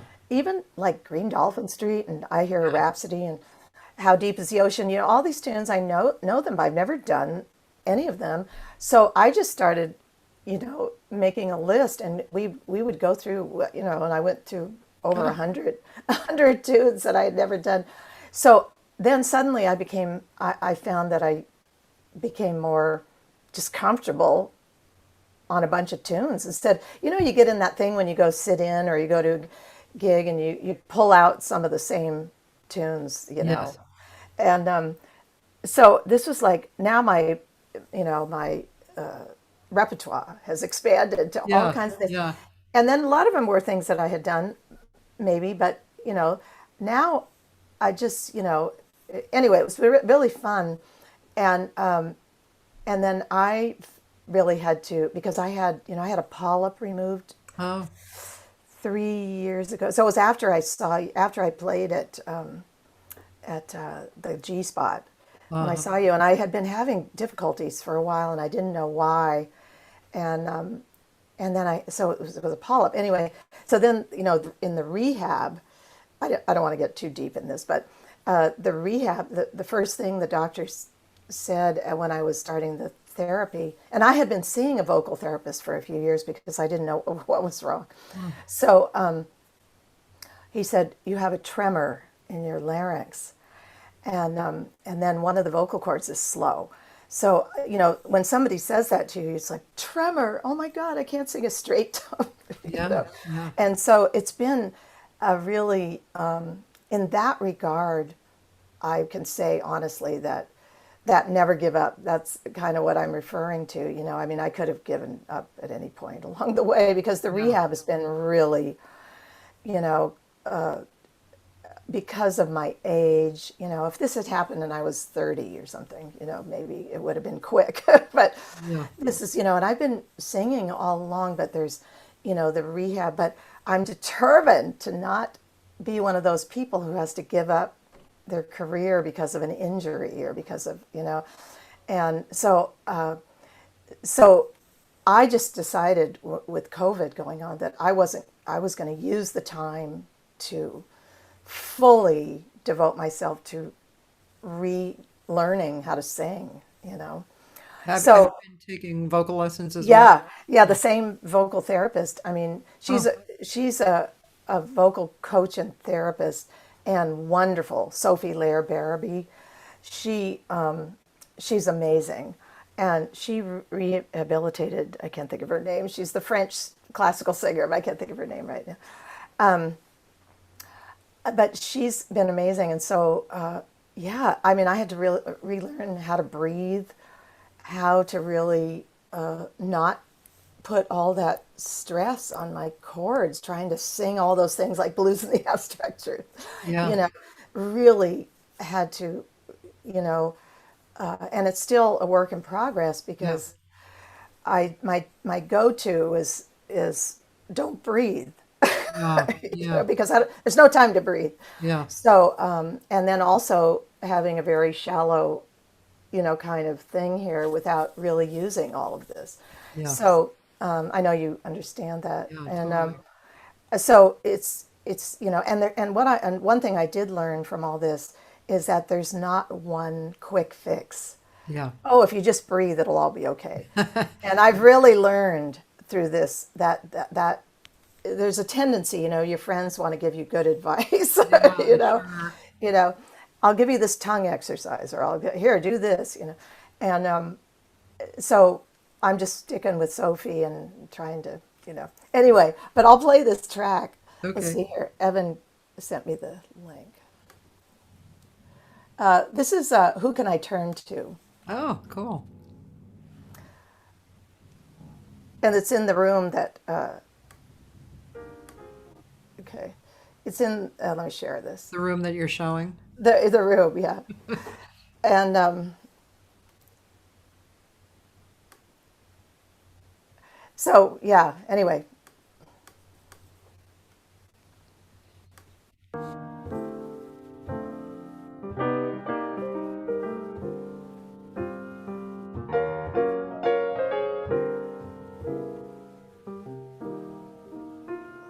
Check the key, Jeff. Who can I turn to when nobody needs me? Heart wants to know, and so I must go where destiny leads me. With no star to guide me, and no one beside me. Go on my way, and after the day, the darkness will hide me. And maybe tomorrow I'll find what I'm after. Throw off my sorrow, beg, steal or borrow my share of laughter. With you, I could learn to with you on a new day. But who can I turn to if you turn away? Who can I turn to? when nobody needs me. Heart wants to know, and so I must go where destiny leads me. With no star to guide me, and no one beside me, I'll go on my way, and after the day, the darkness will hide me. And maybe tomorrow I'll find what I'm after. Throw off my sorrow, beg, steal or borrow my share of laughter. With you, I could learn to with you on a new day. But who can I turn to if you turn away? Turn away. Suzanne.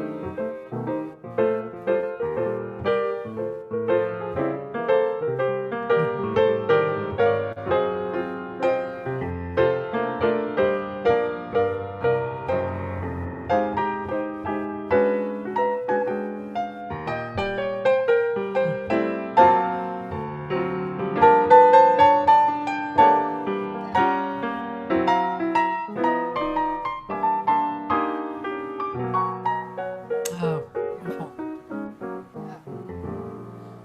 Who can I turn to when nobody needs me? My heart wants to know, and so I must go where destiny leads me. With no star to guide me, and no one beside me, go on my way after the day.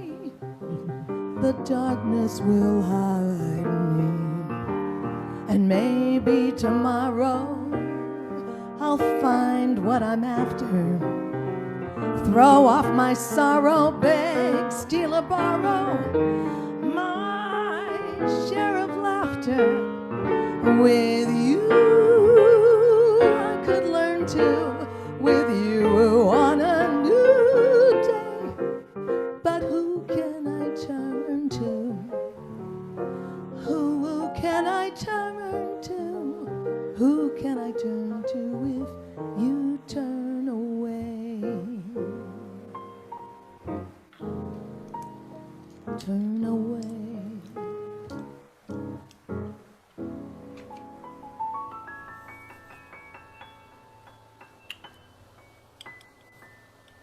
Yeah. Really nice. Beautiful. Wow. Oh, That thank you. I mean, on so many levels, I can, totally be there. First of all, first, I'm going to say this because it's short. Your husband plays so good. Oh my God. I don't think I've heard him play, or I don't know. Anyway, it sounds great. He's the kind of player that I just want to jump in and sing with. Right.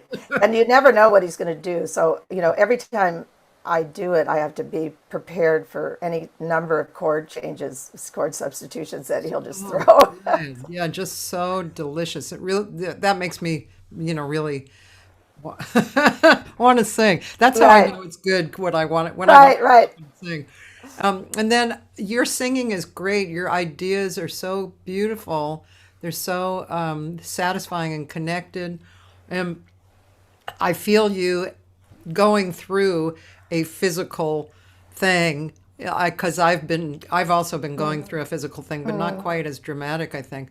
But yeah, it's, you know, and I also recognize that you're going, I'm enjoying this, I'm not Right. thinking about like, oh, I didn't make that note or yeah, I mean, you made all your notes, but you know what I'm saying. You're not thinking, No, absolutely. Yeah.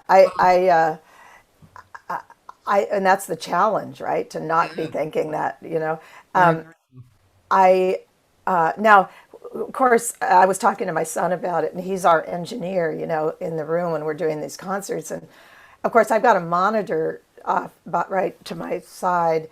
And so to me, I'm belting it out and it sounds, and then hearing it here, it sounds like I'm singing like this, but that's not what it was. So we have to figure out how to merge the feeling and, how would it actually sound if, I still haven't figured out if we should just turn on the phone, and just have the live sound in the room and turn on the phone.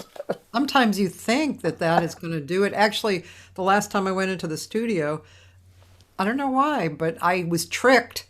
I was tricked by the studio gnome, that said, "Oh, you can leave both headphones." Oh, yeah. Doesn't it sound good? Yeah, just sing like that, And then when I went into the control room with the musicians, I was so humiliated because it was so flat. It was frightening. I know it's frightening. It's yeah. So I think it would be so wonderful to really have some actions or setups for yourself, especially vocalists, I believe, that are sonically in control, because that's a huge thing for us. Huge. Huge. And I really appreciate you saying that about hearing yourself, and because, everybody goes through that, and and then there's a tendency to think that everybody else it's a breeze, they just go in and they're always in tune and always, and I remember when I did that Freddie Hubbard record, and I was, we did the first take or whatever, and and actually it was okay, it was good. I was really frightened, to hear it back. And I remember the engineer taking me aside at one point and saying, "Everybody gets fixed. I don't care who they are." So he wanted me to get rid of that idea that it was only me. Yeah, I know. And that's a really great engineer to have on your side. Who says that? I've had people say that a lot, and you have to accept that the recording situation is a different situation, The only thing I don't quite get is like when Ella and Sarah and Carmen did it, they weren't fixing it. Right. And, Aretha. Or were they unhappy with something that they did? Maybe. I don't know. I don't know. It's a mystery. It's a mystery. Maybe the thing with the headphones was different and they could actually hear something. Or maybe they didn't even use headphones. Maybe it was all just live. Yeah. But I don't know. That's another deep subject. But I just totally know what you're talking about. I mean, I've had this chronic cough for 20 years that I continually am looking for the cure of, and it really affected my voice. Finally, like really disturbingly so, about 3-4 years ago, and I've people on here have heard me say this, but just briefly, I was thinking of giving up singing, and then Right. but I didn't for various reasons, and I found a teacher who I really loved. He was different than the methodology that I had worked for me for years, both in singing and teaching. But I finally needed something different. And he was, when you find the teacher that is good for you, it's spiritual. And so I started working on different things, and this year has been difficult because you're just not out there singing a lot. Sure.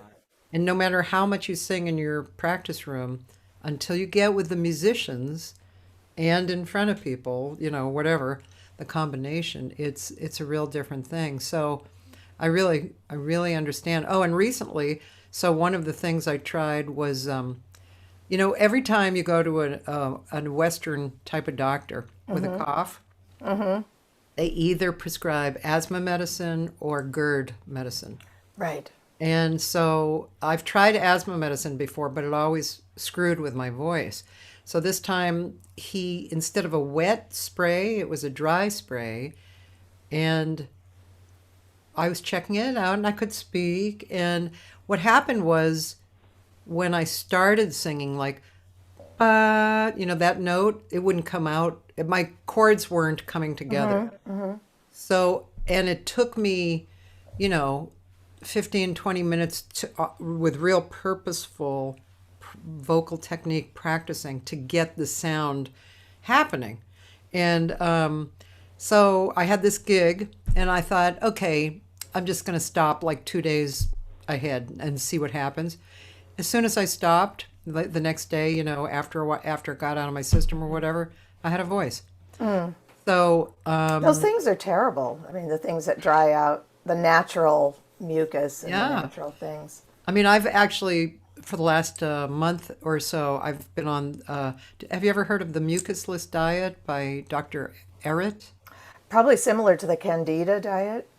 It's basically vegetarian, basically, you know, vegetables and fruit, some nuts, No sugar, no sugar, no meat or no fish. vinegar. Yeah, and it's hard to say. I think I'm coughing less. And I'll see, you know, I'm hoping that after 2 or 3 months that it will make a significant difference, you know, so but I still have the cough. But you did that last CD, the one that Bevan did the arrangements for, which is beautiful. I have. And I wanted to say how beautiful it is, but this was happening before. So you were able to go in Yes, the during studio. that time it was, I mean, well, my cough has been happening for years, you know, 20 years. But yep, every time I've gone in, like after that, I did Straight Ahead to the UK, which was a lot of swinging stuff, which I actually haven't really recorded a lot of swing stuff. I did that, the vocals again on that. And I also did a real intimate one with Larry Kuntz and Josh Nelson called Dreamsville. And the music was so foremost, you know, so the vocal technique didn't bother me too much. And then I've been doing some singles too in the last year, going into the studio, and so I've been thinking of joy when I go in the studio. And Carmen Bradford said something great. She said, when I go into the studio, I always make room for God. And so those two things I bring in the studio with me, and every time I start worrying about the technique, it screws it up. Totally. So I refocus and it works, you know. And even the last thing I did with Paul Jost. Oh yeah, I heard that. Yeah, Yeah. it's interesting because the very first thing that I sing, I always think, oh, it's kind of weak. But then other people, friends of mine, have said, I've never heard you sound better. And That which was the Leonard Cohen thing, or me. what was It it? was no, it was actually Oh, the Billy Joel, the yeah, or Billy yeah, Joel, yeah, Billy Joel thing. yeah. So I don't know. I mean, I guess I'm doing okay. I guess I'm on the right path because the results are okay, you know. Well, that's part of that self-critical thing too of not of a. I know we have to end, I'm sure, but I I think there are two things. One thing that Shunzo Ono, do you know Shunzo Ono, the Yeah. great trumpeter? Yes. He told me he's had to battle unbelievable obstacles with cancer and all kinds of his getting in a car accident where his embouchure got all messed up, and he's fought through it. And he told me once, that he tries to embrace his limitations. And I think that's really valuable. And another thing, Esperanza Spalding, I heard a podcast with her and Wayne Shorter, I believe. And she was mentioning that, we get so addicted to sabotaging ourselves. It's like addicted to it. And, instead of really believing that, we can manifest this higher state, and really embrace who we are. And, of course, keep working on it like you're studying. I'm studying. We're eternal students. So we're never going to not be studying. Yeah, yeah, But to let go of that tendency to want to put ourselves down or think that we're not perfect. we're not perfect, we're not, and I think we've learned through COVID that nobody's perfect. And somebody might exhibit some ease in some area and a suffering in another area, and my life is pretty perfect. I mean, I have a steady job, and a paycheck and wonderful colleagues, and I have a beautiful family, and we own our home, and but this one thing brings up the tendency to ultimately doubt myself. And that's the piece of it that I've found that I want to work on, to really at the root, just root that out and say, it's like, I have a mission to do this. Otherwise I wouldn't be here. I mean, you wouldn't have persevered through all that if you didn't feel this, was your calling. Yeah, absolutely. And what is it that they always said? I know my cousin always said, music, you didn't choose music, music chose you. Yeah. Also, I mean, I talked about this with Gail Boyd a little bit, but I always felt that music is my religion. You know, as I grew up Jewish, and I mean, I was kind of a Jew, kind of not. And I did Buddhism for a second. I did Scientology for a while. But music, especially jazz, was always there for me. Always, it was something. And when you think about what religion is, it's something that you practice that brings you closer to God. So, yeah, that's definitely what jazz has been to me, And so you can't give that up, And I think it can lead you into finding a part of yourself that you may not have known existed. Maybe, I've actually often thought, well, if I couldn't really make my chords work well, maybe I would go into kind of spoken word almost, and then with an occasional note, I mean, who knows? Maybe that's where my calling is, So, Yeah, we don't know. But even this morning, it became, that's interesting that you would say that about finding a part of you that maybe comes to the surface, And this morning I realized that what that doubt is, I will never have the technique required to do this as well as others, And so I just determined this morning, it was interesting how that just came, that's been under there, but it just came to the surface, and I said, I gotta get rid of this. This is like it's not doing anybody any good. So interesting. yeah, so it really came to the surface in a way that I was able to identify it and say, I'm determined to transform that at every moment that I see it, Yes. because if you can't see it, you don't know it's there. And then it manifests in other things like, relationships or health or some Yes. things. Yes. Oh my God, that is so true. That's so deep. That's really deep. And yeah, exactly what you just said. I've experienced some things that lead me to think like that as well. And yeah, life is a trip. Right, because Life that's, is a trip, yeah. man. And to be a really happy person, because we want to live a happy life, right? A Yeah. joyful, fulfilled life. And I'm seeing now that that's not a destination. That's a process, right? So every day is like, I can't be happy if I doubt myself. Yeah. So, to work on that internal, struggle, that tendency to actually work on transforming that, to me, that is proving to lighten my Lighten your load. lighten my load. No, And really, I just want to acknowledge you for that sentence though. That is definitely a sentence that I've heard in my mind, and I know other people have dealt with that sentence. I mean, that is, it's huge actually, and it's just so, it's so very nice of you to share that actually. It's so, I'm sure people listening to this are going to go, what? Oh, because they'll recognize it as their own as well. So thank Right. you for sharing that sentence. I mean, that's huge. Yeah.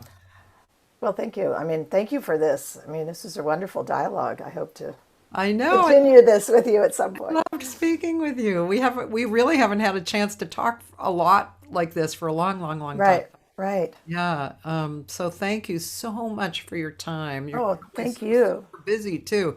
And yeah, it's just been great. And is there a new project that you have come out with, or something that we No, we should look for, or just look at your old stuff, or yeah, look at the old stuff.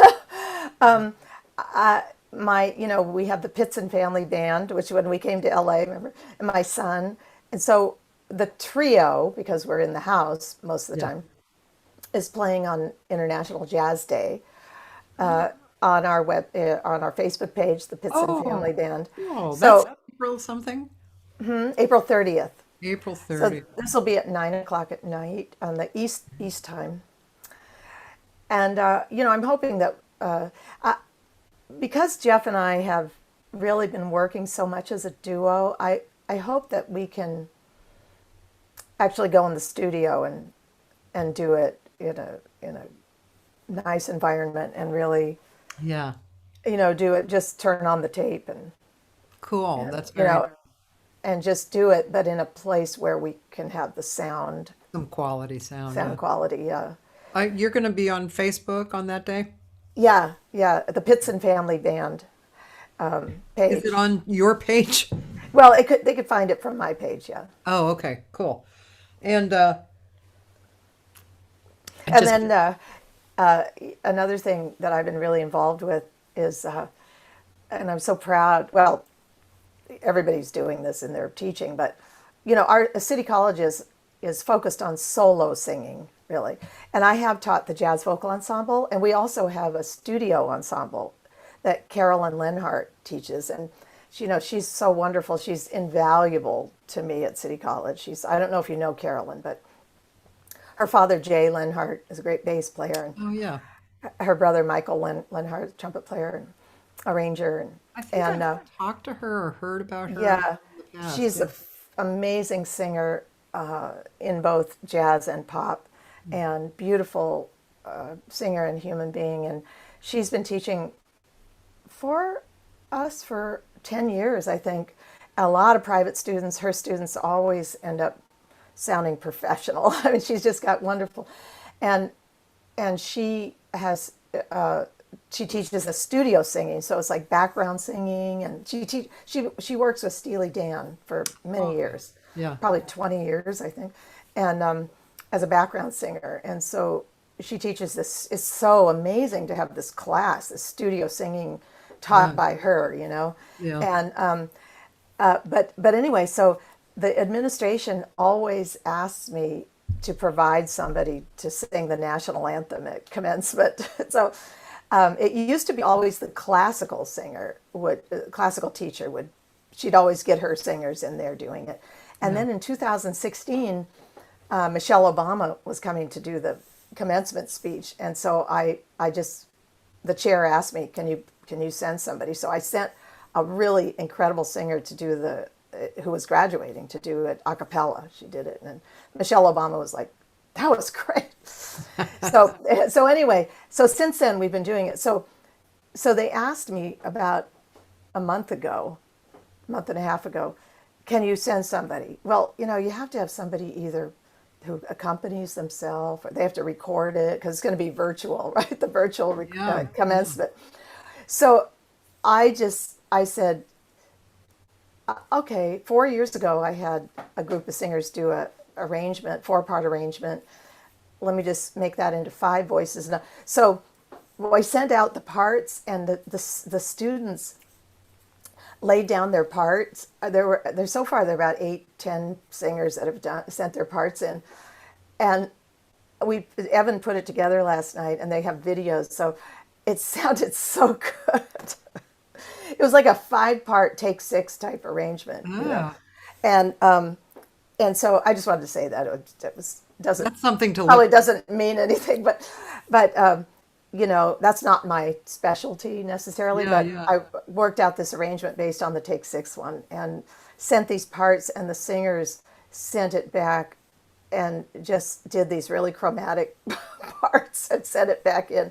And so, we're learning many things during COVID of how Yeah, to we make are. things without compromising Quality. Yeah. quality, and so yeah, I'll be probably posting it when it's all done. Oh, I'm going to be looking for that. That sounds The great. national anthem.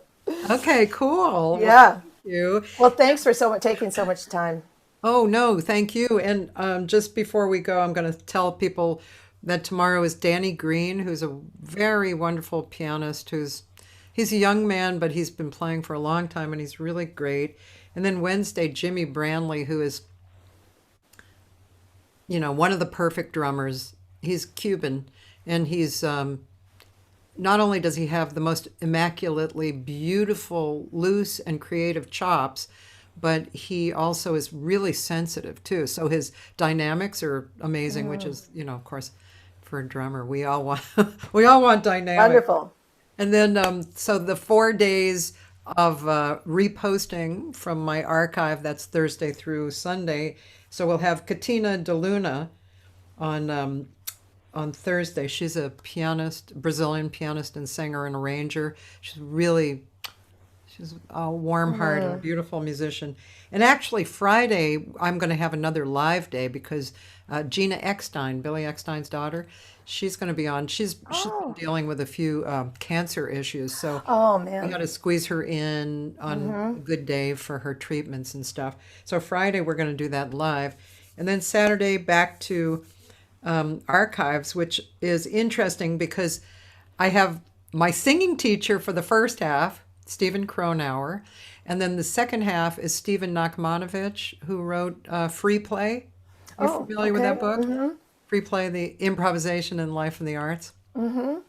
So, and then Sunday, the wonderful, wonderful arranger Nan Schwartz. I don't know if you know of her, but Yeah, yeah, yeah. she's incredible. So that's an archived one as well. But it's good because every day people can come on at around noon because sometimes I screw up, but on the archives, Right, right. and then they can see something good and inspirational. So again, thanks Oh, so thank you. and it's been really a wonderful, wonderful conversation. I've loved this. I have too. Can we take a photo? Sure. Ready? Are you or am I? Yeah, I'll do it. Okay. All right. 1, 2, 3. Okay. Okay. You have to send me that. Yes, I will. Okay. Say hi to your boys for me and or your men. I should say men. Sorry. Yes, the men. Boys. To me, that's not a derogatory term. Yeah. Well, thank you, and I hope people, you know, it'll be art. Will this be? Can they access this in case people want to Yes, go they on will. later? Okay. Yes, first of all, it'll be. I have posted it on my Facebook page, and I'll share it on all my usual pages and Oh, groups. thank you. And but you also can, and it's on YouTube, obviously. Okay. And then it'll be in my archives, which anybody can go to my website and get the archive link. And if you can, it's a Dropbox. So if you watch it in Dropbox, you only see the first hour. But if you download it from Dropbox, which you are able to do, you get the whole 2 hours. You Okay. can always erase it if you want, or in your case, you'd probably save it. Yeah. Great. Well, thanks again, and I hope to talk to you soon. Me I too. really appreciate it, and good luck with everything. Thank you. The same to you. Yeah. Bye, Suzanne. Bye.